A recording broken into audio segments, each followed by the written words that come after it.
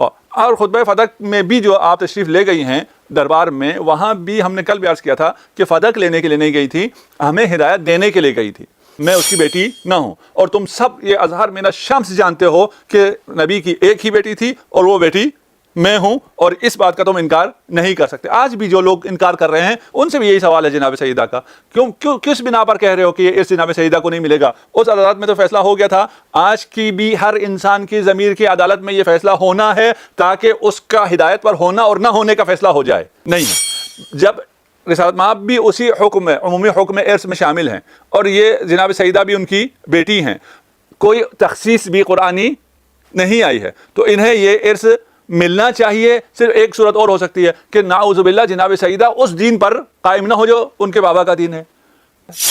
ایسا کوئی روایت اگر رسالت مآب نے ارشاد فرمانی ہوتی تو روایت آ کے امیر المومنین کو بتاتے، باقی اصحاب کو بتاتے، یا خود اپنی بیٹی کو بتاتے، تو وہ آپ کے پاس آتی ہی نہیں، وہ دربار میں یہ اپنا حق مانگنے کے لیے آتے ہی نہیں، اس کا حق ہی نہ ہوتا۔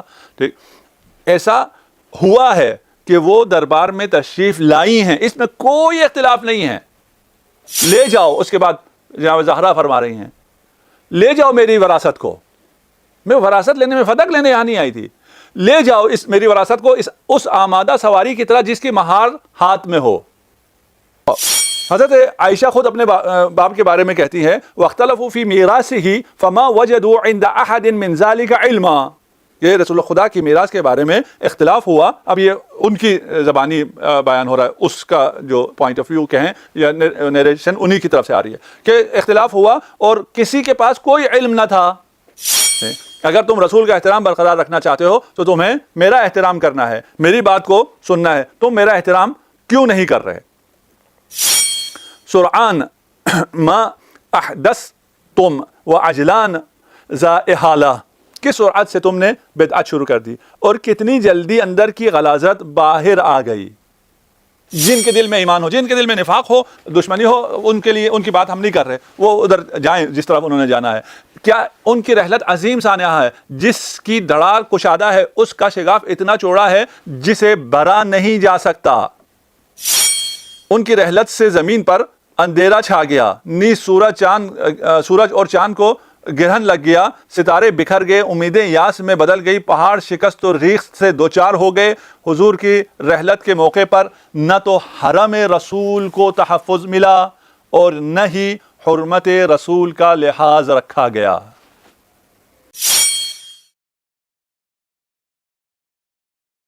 خدا کا شکر ہے کہ ہم خطبہ فدق کو آج انشاءاللہ مکمل کر پائیں گے، اور خطبے کو جہاں ہم نے کل چھوڑا تھا وہاں سے شروع کرنے سے پہلے جناب سیدہ فاطمہ الزہرا سلام اللہ علیہا کی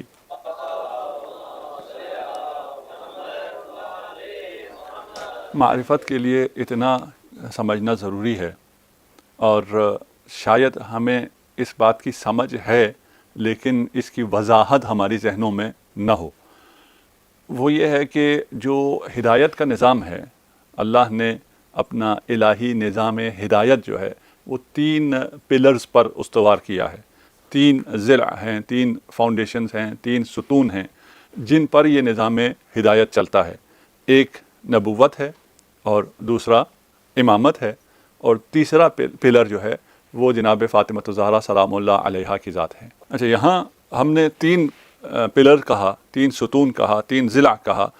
ان 3 ستونوں میں سے 2 ستون عناوین رکھتے ہیں، عنوان ہے، اس کا ٹائٹل ہے۔ ایک ستون کا ٹائٹل رسالت ہے، ایک ستون کا ٹائٹل اور عنوان امامت ہے۔ ایک رسالت پر استوار، ایک امامت پر استوار ہے۔ رسالت ہم نے کہا کہ 1,24,000 انبیاء مشہور ہیں، کئی ملین انبیاء اس دنیا میں ہدایت کے لیے آئے ہیں۔ یہ جو کئی ملین انبیاء آئے ہیں ان کا عنوان رسالت ہے، نبوت ہے، اور اس عنوان کے تحت پھر مختلف لوگ آئے ہیں، اور پھر نبوت پہنچی ہے خاتم النبی اور خاتم الانبیاء محمد مصطفیٰ صلی اللہ علیہ وآلہ وسلم کی۔ اسی طرح امامت ہے، اور امامت بھی ایک عنوان ہے، ایک ٹائٹل ہے، اور اس عنوان اور ٹائٹل کے مختلف مصادیق ہیں۔ رسالت مآب کے بعد 12 امام ہیں، رسالت مآب سے پہلے بھی ہر نبی کے بعد امام تھے، اور وہ انہی کی فیملی میں سے تھے۔ اس کی پھر آیات ہم نے شاید کل ہم نے اس پہ ڈسکس کر لیا۔ تو یہ دو عنوان ہیں، دو ٹائٹل ہیں، ان دو ٹائٹلز کے اوپر اسلام کا نظام ہدایت استوار ہے، الہی نظام ہدایت انہی دو ٹائٹلز پر استوار ہے۔ جو تیسرا پلر ہے وہ فاطمۃ الزہرا سلام اللہ علیہا کی ذات ہے، اور آپ کی ذات ہی عنوان ہے، آپ کے لیے کوئی اور عنوان نہیں ہے۔ یعنی نبوت عنوان، امامت عنوان، اور اس کے درمیان ایک ہستی کا نام کیوں آتا ہے، اس کے لیے عنوان کیوں نہیں ہے؟ اگر وہ اسی طرح کا پلر ہے نظام ہدایت میں، نظام ہدایت چل نہیں سکتا اگر یہ پلر، یہ ستون نہ ہو، تو پھر اس کا بھی کوئی عنوان ہونا چاہیے تھا۔ عنوان کب ہوتا ہے؟ جب اس کے مصادیق متعدد ہوں۔ آپ ساتھ ہیں نا انشاءاللہ؟ جی، اگر عناوین، عنوان اور ٹائٹل کی ضرورت تب پڑتی ہے جب اس کے مصادیق مختلف ہوں، ہم نبوت کے ہیں اور اس کے بعد پھر 1,24,000 انبیاء ہوں، ہم امامت کے ہیں اور اس کے بعد 12 امام ہوں، تو پھر ہم اس شخص کا نام نہیں رکھ سکتے، اس ہستی کا نام نہیں رکھ سکتے، اس کی جگہ اس کا ٹائٹل رکھتے ہیں، اور وہ ٹائٹل کے ساتھ پھر جو پوسٹ پہ افراد اور مصادیق آ رہے ہیں وہ بدلتے چلے جاتے ہیں۔ لیکن ایک عنوان ہدایت کا ایسا ہے جو منحصر بے فرد ہے، وہ اس کے علاوہ اور کوئی نہیں ہو سکتا، وہ صرف وہی ذات ہے۔ کیونکہ صرف وہی ذات ہے اس لیے اس کو عنوان کی ضرورت نہیں ہے، اس کا نام ہی عنوان ہے۔ اسے ہم سمجھنے کے لیے، اس میں یہ قیاس نہیں کر رہے ہیں، صرف سمجھنے کے لیے عرض کر رہے ہیں کہ اللہ نام ہے، اس میں جلالہ ہے، اللہ جل جلالہ، تو آپ عنوان کیوں نہیں رکھتے وہاں پر؟ کوئی ٹائٹل کیوں نہیں رکھتے؟ اس لیے کہ اللہ کہیں تو وہی ٹائٹل ہے، وہی ذات ہے، وہی ٹائٹل ہے، کوئی اور تو ہے ہی نہیں، صرف ایک ہی ہستی ہے، صرف ایک ہی ذات ہے، اور اس ذات تک ہمیں اس کا نام پہنچا دیتا ہے، اس لیے اور کسی عنوان کی ضرورت پیش نہیں آتی ہے۔ اسی طرح جناب سیدہ ہدایت کا رکن رکین ہیں، اور اس کے بغیر ہدایت کا تصور نہیں ہے۔ جب جناب سیدہ کے بغیر ہدایت کا تصور نہیں ہے، اس کا مطلب یہ ہے کہ یہ اسی طرح جس طرح امامت ہے، جس طرح رسالت ہے، اسی طرح اہمیت رکھتی ہیں نظام ہدایت میں، اور آپ ایک اہم ستون ہیں، اور آپ کے ذریعے ہی اس ہدایت کے سفر کو آگے چلنا ہے۔ اگر آپ پھر بھی کوئی عنوان رکھنا چاہیں تو آپ اسے حلقہ وصل کہتے ہیں علماء، کہ یہ امامت اور رسالت کو جوڑنے والی کڑی ہے، جس کڑی کے ذریعے جو نبوت ختم ہو رہی تھی، اس کا خاتمہ تھا، اس کا خلاصہ تھا، اس کو حاصل کیا، اور وہ امامت جو شروع ہو رہی تھی اس کا مقدمہ بنی، اور اس سفر ہدایت کو جناب سیدہ نے ہی آگے بڑھایا۔ اگر اس بات کو ہم سمجھ لیں کچھ حد تک، اس کو یقیناً صحیح سے سمجھنا اسی طرح ہے کہ ہم جناب سیدہ کو سمجھیں، جناب سیدہ کو سمجھنا اسی طرح ہے کہ ہم لیلۃ القدر کو سمجھیں۔ لیلۃ القدر کو نہیں سمجھا جا سکتا، جناب سیدہ کو بھی نہیں سمجھا جا سکتا، آپ کی ذات کو بھی، آپ کے مقام کو بھی نہیں سمجھا جا سکتا ہے۔ اب ہم آ جاتے ہیں اس کے بعد اس خطبہ فتح کو ہم پڑھتے ہیں اس بات کو ذہن میں رکھتے ہوئے کہ آپ کے بغیر ہدایت ممکن نہیں ہے۔ اور خطبہ فتح میں بھی جو آپ تشریف لے گئی ہیں دربار میں، وہاں بھی ہم نے کل بھی عرض کیا تھا کہ فتح لینے کے لیے نہیں گئی تھی، ہمیں ہدایت دینے کے لیے گئی تھی۔ وہاں پر بھی جو آپ کا ارشاد ہے جہاں ہم نے کل چھوڑا، وَزَعَمْتُمْ أَن لَا حُظْوَ لِي وَلَا إِرْثَ مِنْ أَبِي وَلَا رَحِمَ بَيْنَنَا، یہ تمہارا یہ خیال ہے کہ مجھے کوئی نصیب نہیں ہے میرے باپ کے ورثے میں سے، میری کوئی وقت نہیں ہے، نہ میرے لیے کوئی ارث ہے، نہ ہی ہمارے درمیان یعنی میرے اور رسالت مآب کے درمیان کوئی رشتہ ہے۔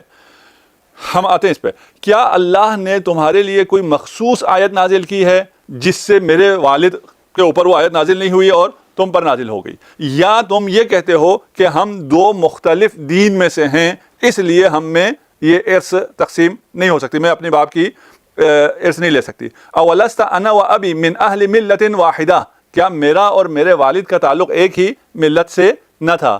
ام انتم اعلم بخصوص القرآن وعمومہ من ابی و ابن عمی، کہ قرآن کے عمومات اور خصوصات کا، قرآن کے علوم کا تجھے زیادہ علم ہے، یا میرے ابن عم امیر المؤمنین علی ابن ابی طالب کو اور میرے والد محمد مصطفیٰ صلی اللہ علیہ وآلہ وسلم کو زیادہ علم ہے؟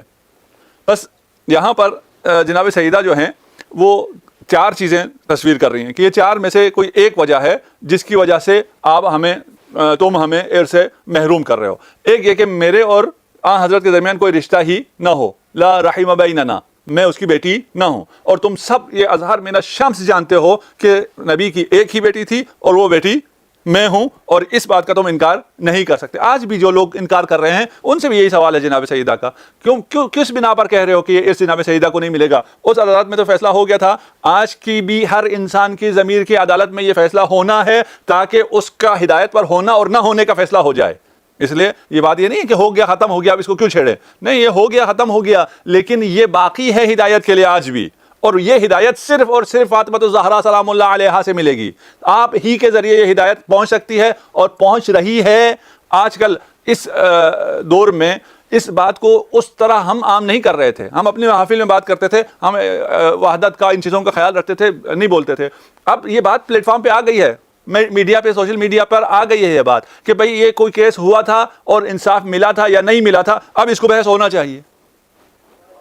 اب اس کو ہم نے تو شروع نہیں کیا, آپ نے شروع کیا. ہم اپنا موقف تو پیش کرتے رہے ہیں, ہم تو 1400 سال سے پیش کرتے ہیں. یہ نہیں ہم نے اپنا موقف پیش نہیں کیا, ہم کہیں بھی نہیں ڈرے ہیں, ہم نے کہیں بھی یہ تقیہ نہیں کیا کہ ہم اس موقف کو اختیار نہ کریں. موقف ہم اختیار کرتے ہیں, اور یہ موقف ہر مسلمان کا موقف ہے کہ جو سیدۃ نساء اہل الجنہ ہے وہی حق پر ہے. یہ رسول خدا کا فیصلہ ہے کہ جو جہاں جناب سیدہ ہو وہاں حق ہے. اس میں کوئی اختلاف کوئی کر ہی نہیں سکتا. اگر اختلاف کرتا ہے تو وہ رسالت مآب سے اختلاف کرتا ہے, ہم سے اختلاف نہیں کرتا. آپ کو رسول خدا سے اختلاف کرنا ہے, آپ ابھی خطبے میں ہم پڑھ کے آئے ہیں, آپ پھر اور کوئی کسی ملت کا کسی اور آئین کا انتخاب کر لیں, وہاں جائیں, آپ یہاں پھر نہیں ہیں. اگر آپ مسلمانوں میں ہیں اور مسلمان ہونے کے بعد آپ نے ایمان کے سفر طے کرنے ہیں تو اس کا واحد راستہ جناب سیدہ ہیں. آپ ان کی بیٹی ہونے کا انکار کرتے ہیں, آپ اس کے ساتھ لگا لیں, آپ کے 2 اور تھیں, 4 اور تھیں, 6 اور تھیں, اس سے کوئی فرق نہیں پڑتا. جناب سیدہ بیٹی ہیں یا نہیں ہیں, آپ انکار نہیں کر سکتے. ہم بہت زیادہ اس کو وہ کرنے کے لیے یہ لے آتے ہیں کہ اور بھی بیٹیاں تھیں, چلیں ہم فی الحال ہم ہر بات آپ کی مان لیتے ہیں, اس کو بھی ہم تسلیم کر لیں, کیا فرق پڑتا ہے؟ بھئی جب جناب سیدہ بیٹی تھیں اور اپنا حق لینے کے لیے آئی تھیں, ان کو یہ حق ملا یا نہیں ملا؟ کیوں نہیں ملا؟ یہ بیٹی نہیں ہے, تم اس کا انکار نہیں کر سکتے. دوسری صورت یہ ہے کہ قرآن نے جو حکم لگایا ہے ارث کا, اور وہ عمومی حکم ہے, اس حکم سے رسالت مآب کو مستثنیٰ کیا ہو, اس کی کوئی دلیل ہے تمہارے پاس؟ اس کی بھی کوئی دلیل نہیں ہے. جب رسالت مآب بھی اسی حکم میں, عمومی حکم ارث میں شامل ہیں, اور یہ جناب سیدہ بھی ان کی بیٹی ہیں, کوئی تخصیص بھی قرآنی نہیں آئی ہے, تو انہیں یہ ارث ملنا چاہیے. صرف ایک صورت اور ہو سکتی ہے کہ نعوذ باللہ جناب سیدہ اس دین پر قائم نہ ہو جو ان کے بابا کا دین ہے. آپ نے کسی اور کو اس دین پر, اس ملت پر رکھنے کے لیے آپ کو پھر جناب سیدہ کو اس ملت سے نکالنا پڑے. کوئی یہ جسارت کر سکتا ہے؟ کوئی یہ سوچ سکتا ہے؟ جناب سیدہ نے سوال اٹھایا ہے. سوال اٹھانے کا مطلب کیا ہے؟ یا میں نہیں ہوں یا جو میرے مقابل آ رہا ہے وہ نہیں ہے. کس میں جرت ہے ابھی آ کر کہے کہ جناب میں یہ مقدمہ میں پیش نہیں کر رہا, جناب سیدہ خود پیش کر رہی ہیں. یہ ہمارے کہنے کی باتیں نہیں, ہمارے گھڑنے کی باتیں نہیں ہیں کہ آپ کہتے ہیں جی آپ لوگوں نے گھڑی. نہیں, جناب سیدہ نے پیش کیا ہے, اور آپ کی کتابوں میں بھی یہ خطبہ موجود ہے, اور 1400 سال سے چلا آ رہا ہے, کوئی نئی بات نہیں ہے. آج کچھ لوگوں کو یہ باتیں کچھ لوگوں کے سامنے آ رہی ہیں. بھئی آپ 1400 سال بعد آج آپ دنیا میں آئے ہو اور آج آپ نے پڑھنا شروع کیا, تو آج آپ کے سامنے آئیں گی. باقی آپ کی کتابوں میں بھی یہ ساری چیزیں موجود ہیں, آپ کی صحاح میں بھی, کل بھی ہم نے عرض کیا, صحاح میں بھی یہ چیزیں موجود ہیں. اچھا, اب جب پہلی صورت بھی ممکن نہیں ہے کہ ہم کہیں جناب سیدہ بیٹی نہیں تھی, دوسری صورت بھی نہیں ہے کہ رسالت مآب کو اس سے خارج کر دیا ہو اس قاعدے سے ارث کی رسالت مآب کی اولاد ارث نہیں لے سکتی, یہ بھی کوئی آیت ایسی نہیں ہے. تیسرا یہ کہ ایک ملت پر نہ ہو, یہ بھی ممکن نہیں ہے. پھر چوتھی صورت یہ ہے کہ جو عمومات قرآن ہیں ان پر کوئی تخصیص آئی ہو, اور وہ تخصیص جو ہے وہ رسول خدا پہ نازل نہ ہوئی ہو, اور وہ حضرت فلان پہ نازل ہو گئی ہو. کون اس کو مان سکتا ہے کہ قرآنی آیت کسی اور پہ نازل ہوئی ہو قرآن کو تخصیص لگانے کے لیے؟ یہ جب چاروں صورتیں ممکن نہیں ہیں تو حضرت زہرا کا استدلال انتہائی واضح ہے, اور یہ بات بالکل کوئی اس کو اسٹیبلش کرنے کی ضرورت ہی نہیں ہے, اس پہ زیادہ زور لگانے کی ضرورت ہی نہیں ہے کہ اگر کوئی قرآن کی تخصیص آتی تو اس کا سب سے پہلے علم امیر المومنین کو ہوتا, اور جو چیز مربوط تھی جس سے ارث آنا تھا حضرت زہرا کو, اور اس کا رسالت مآب نے حضرت زہرا کو نہ بتایا ہو اور جا کے کسی اور کو بتا دیا, صرف ایک شخص جس سے کوئی ربط ہی نہ ہو, یہ کیسے ہو سکتا ہے؟ ایسا کوئی روایت اگر رسالت مآب نے ارشاد فرمانی ہوتی تو روایت آ کے امیر المومنین کو بتاتے, باقی اصحاب کو بتاتے, یا خود اپنی بیٹی کو بتاتے, تو وہ آپ کے پاس آتی ہی نہیں, وہ دربار میں یہ اپنا حق مانگنے کے لیے آتے ہی نہیں, اس کا حق ہی نہ ہوتا. ٹھیک, ایسا ہوا ہے کہ وہ دربار میں تشریف لائی ہیں, اس میں کوئی اختلاف نہیں ہے. اس میں اختلاف اگر ہوتا تو پھر تو بات آپ کی صحیح تھی, آپ کے ہم اس کو نہیں مانتے یہ کہتے ہیں, یہ تو آپ بھی مانتے ہیں.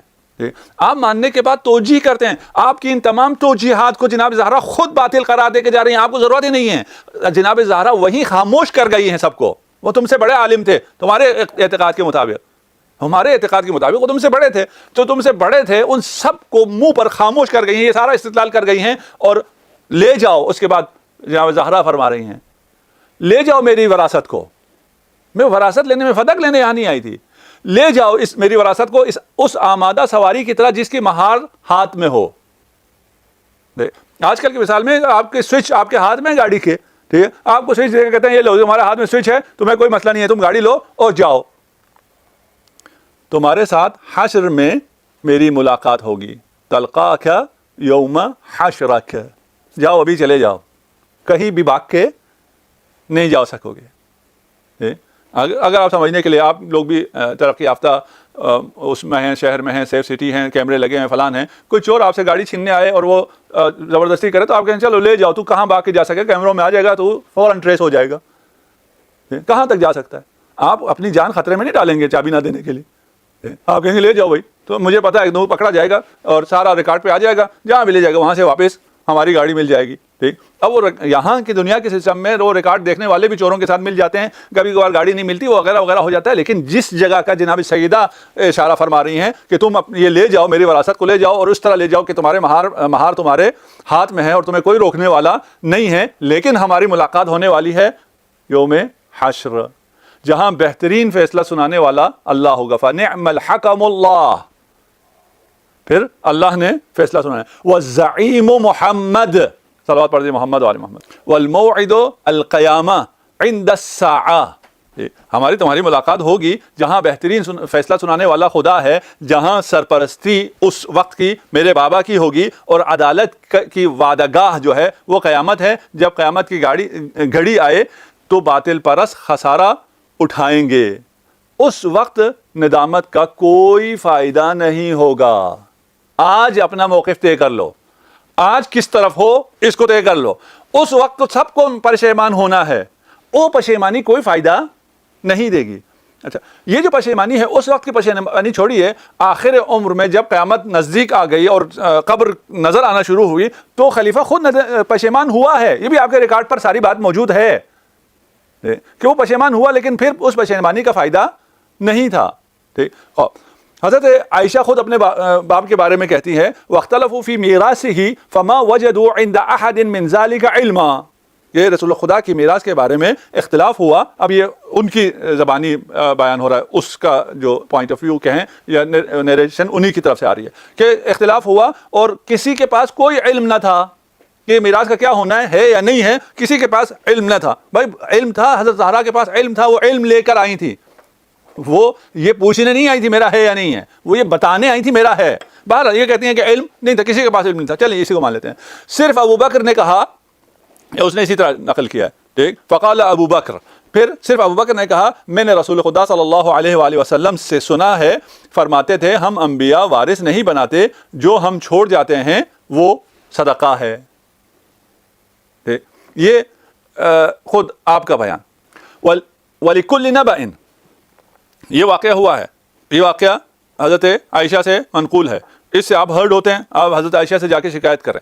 وَلِكُلِّ نَبَإٍ مُسْتَقَرٌ وَسَوْفَ تَعْلَمُونَ, ہر خبر کے لیے ایک وقت مقرر ہے, ان قریب تمہیں معلوم ہو جائے گا. حضرت زہرا کو انصاف ملا نہیں ملا اس کی خبر بھی آ جائے گی, اور یہ خبر کا وقت مقرر ہے, تمہیں بھی ان قریب علم ہو جائے گا. یہ کوئی دور کی بات نہیں ہے کہ قیامت پتہ نہیں کب آئے گی. تمہاری مختصر سی زندگی ہے, تم مرو گے اگلے لمحے, اگر بہت زیادہ ہو عذاب میں ہو, ان کی بات نہیں کر رہا, عام انسانوں سے میں مخاطب ہوں, اگلے لمحے قیامت بپا ہو جائے گی, تم سے پوچھا جائے گا, تم کہو گے ابھی تو کچھ دیر سوئے تھے, ہم جا کے آگے اور قیامت حشر ہوگا, کچھ دیر میں سب کا سب واضح ہو جائے گا. وَمَن يَأْتِهِ عَذَابٌ, اور کس پر دائمی عذاب, کس پر رسوا کن عذاب آتا ہے یہ بھی پتہ چل جائے گا, اور کس پر دائمی عذاب نازل ہونے والا ہے یہ سب بھی پتہ چل جائے گا. کوئی بات چھپ کے رہنے والی نہیں ہے. ثم, اس کے بعد انصار کی طرف متوجہ ہوئیں. ٹھیک, ابھی تک جو حاضرین ہیں وہاں بیٹھے ہوئے ہیں ان سے خطاب فرما رہی ہیں, اب پھر انصار سے خطاب کیا. پھر انصار کی طرف متوجہ ہو کے فرمایا اے بزرگوارو اور ملت کے بازوؤں اور اسلام کے نگہبانوں. یہ انصار تھے جنہوں نے اسلام کی حفاظت کی, جنہوں نے اسلام کے لیے یہ بازو بنے اور انہوں نے ہی قربانیاں دی, انہوں نے ہی جنگیں لڑی. میرے حق میں اس حد تک تساہل, جب آپ اتنا اسلام کے لیے آپ نے کیا رسالت میں آپ کی حیات میں, تو جب جناب زہرا کا حق کی باری آئی تو میرے حق میں اس حد تک تساہل. مجھے میرا حق دلانے میں اتنی کوتاہی کا کیا مطلب؟ جانتے ہو تمہیں علم ہے, قریش کو بھی, مہاجرین کو بھی علم ہے, انصار کو بھی علم ہے, اور یہاں کس عزت دے کے, مہاجرین کو بھی جب خطاب کیا تھا, سب کو خطاب کیا تھا, ان کو بھی عزت دی تھی. ادھر بھی عزت دے کے بات کر رہی ہیں. جس کو عزت دینی ہے اس کو عزت دے کے بات کر رہی ہیں. جس کو کہا اے ابو قحافہ کے بیٹے, وہاں کوئی عزت نہیں دی ہے. جو لائق عزت نہیں ہے اسے زہرا عزت نہیں دے رہی ہیں. یہ کیوں لائق عزت تھے؟ ان کے گزشتہ کی وجہ سے لائق عزت تھے کہ تم گزشتہ میں تم نے یہ کام انجام دیے ہیں, اس کا جناب سیدہ اعتراف کر رہی ہیں. اس کے لیے گزشتے کا بھی کوئی اعتراف نہیں کر رہی ہیں کہ گزشتے میں بھی تم نے کچھ کیا ہے. وہاں نفاق کی باتیں آ رہی ہیں, وہاں یہ آ رہی ہیں تم انتظار میں تھے. ادھر گزشتہ بھی کوئی اپریشیٹ نہیں ہو رہا, یہاں گزشتہ ہو رہا ہے کہ گزشتہ میں تم تھے لیکن اب تمہیں کیا ہو گیا. کیا اللہ کے رسول اور میرے پدر بزرگوار یہ نہیں فرماتے تھے کہ شخصیت کا احترام اس کی اولاد کے احترام کے ذریعے برقرار رکھا جاتا ہے؟ اگر تم رسول کا احترام برقرار رکھنا چاہتے ہو تو تمہیں میرا احترام کرنا ہے, میری بات کو سننا ہے. تم میرا احترام کیوں نہیں کر رہے؟ سرعان ما احدثتم وعجلان ذا احالہ, کس سرعت سے تم نے بدعت شروع کر دی اور کتنی جلدی اندر کی غلاظت باہر آ گئی. آپ اچھا کام کیا, اگر آپ نے ایک دو اچھے کام کیے, 1000 اچھے کام کیے, اور آپ کے اندر کی برائی آخر میں باہر آ گئی, تو اس کا بھی پتہ ہونا چاہیے ہمیں. ٹھیک, حالانکہ تم میری کوششوں میں تعاون کر سکتے تھے, تو میں یہ تھا, اور میرے مطالبے کی تائید اور حمایت کر سکتے تھے. کیا تمہارا یہ گمان ہے کہ محمد اس دنیا میں نہیں رہے اس لیے تم پر کوئی ذمہ داری عائد نہیں ہوتی کہ جب تک رسالت مآب تھے تب تک تو تم نے ساتھ دیا, اب جب رسالت مآب نہیں رہے تو اب تمہاری کوئی ذمہ داری نہیں رہی. ان کی رحلت عظیم سانحہ ہے. کتنا داغ ہے بی بی کے دل پر, اب ان چند جملوں سے آپ کو اندازہ ہوگا. اور اس داغ کو دل میں لیے آپ کی ہدایت کے لیے کیا عظیم کلمات ارشاد فرما گئے ہیں, اور پوری کینوس کو ہدایت کے لیے بالکل واضح کر گئی ہیں کہ آپ کو پتہ چل جائے کون کہاں ہے, کس کا کیا سٹیٹس ہے, اور ہدایت کہاں ہے. یہ ہدایت دینے والی ذات جناب سیدہ کی ذات ہے, اور اسی طرح اہم ہے جس طرح رسالت اور نبوت اہم ہے. اس میں ہم نہ نبوت میں حصہ دے رہے ہیں, نہ امامت میں حصہ دے رہے ہیں. جناب زہرا نہ امام ہیں نہ نبی ہیں, لیکن ان دونوں کے درمیان حلقہ وصل ہیں, ان کو جوڑنے والی کڑی ہے وہ ہدایت جو نبوت سے امامت تک آنی ہے. اس ہدایت کو محفوظ رکھ کر, اس ہدایت کو سیکیور کر کے, اس کو بیمہ کر کے آگے پہنچایا ہے کہ آگے آنے والوں کو کوئی شک نہ رہے. جناب سیدہ کی باتوں میں آپ کو کہاں شک ہو سکتا ہے؟ جن کے دل میں ایمان ہو, جن کے دل میں نفاق ہو, دشمنی ہو, ان کے لیے ان کی بات ہم نہیں کر رہے, وہ ادھر جائیں جس طرح انہوں نے جانا ہے. کیا ان کی رحلت عظیم سانحہ ہے, جس کی دڑال کشادہ ہے, اس کا شگاف اتنا چوڑا ہے جسے بھرا نہیں جا سکتا. ان کی رحلت سے زمین پر اندھیرا چھا گیا, نیز سورج اور چاند کو گرہن لگ گیا, ستارے بکھر گئے, امیدیں یاس میں بدل گئی, پہاڑ شکست و ریخت سے دوچار ہو گئے. حضور کی رحلت کے موقع پر نہ تو حرم رسول کو تحفظ ملا اور نہ ہی حرمت رسول کا لحاظ رکھا گیا. السلام علیکم دوستو, کیسے ہیں آپ سب؟ امید کرتا ہوں آپ سب خیریت سے ہوں گے. ہماری یہ ویڈیو آپ کو کیسی لگی ہے ہمیں کمنٹ سیکشن میں ضرور بتا دیا کریں, اور ہماری ویڈیو کو لائک, سبسکرائب اور شیئر بھی ضرور کیا کریں تاکہ ہر آنے والی نئی ویڈیو آپ کے پاس بر وقت پہنچ سکے.